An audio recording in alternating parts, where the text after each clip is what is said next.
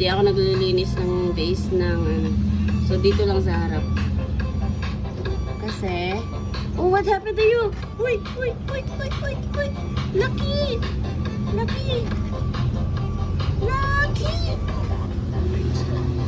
Design lang yung sa background niya, yung logo. Lucky! Kasi, matapang yun. Gaganyan ganyan. Tapos nalagyan ako sa screen sa taas kasi super active niya, guys. Nalaglag na siya minsan. Akala ko mamamatay siya.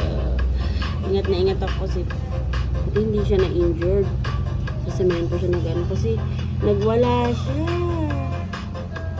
Tapang pala niya kahit ano. Palaban siya as in. Hello, bebe. Hello ka, bebe ko. Hello. Hindi ako makapagsayaw. So sila ngayon ang inaano ko. Love you.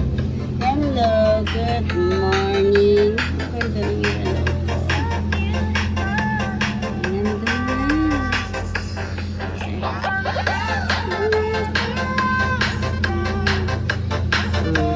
Hindi ako naglinis ng aquarium. Pero sa tingin ko mas gusto ng isda yung may lumot, guys.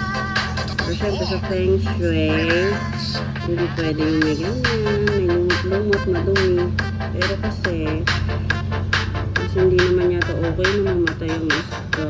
Kasi, dahil kakalinis, gusto rin pala yung talagang lumot. Nakikita ko sila kanakain nila. Kaya mo, kanakain yung lumot.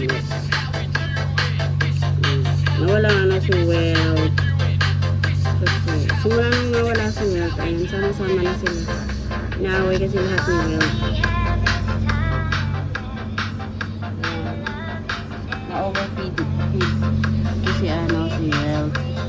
Hello! Ayun na rin sila sa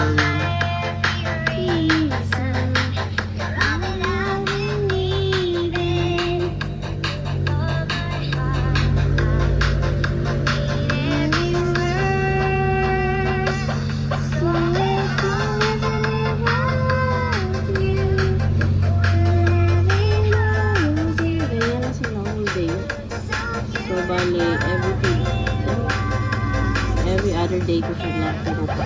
Hindi na siya everyday kasi umamatay ang isda. Natuto na ako kay Welt. Sobrang iniyakan ko si Welt kasi na favorite ko yun, matapang yun. Pero wala tayong magagawa, walang forever. Inising ko to si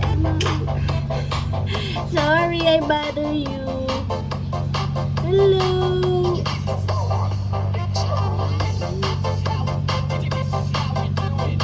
Mommy bother you? Huh? Hello. Sorry naman. Pahinga ka mamaya pag wala na ako dito.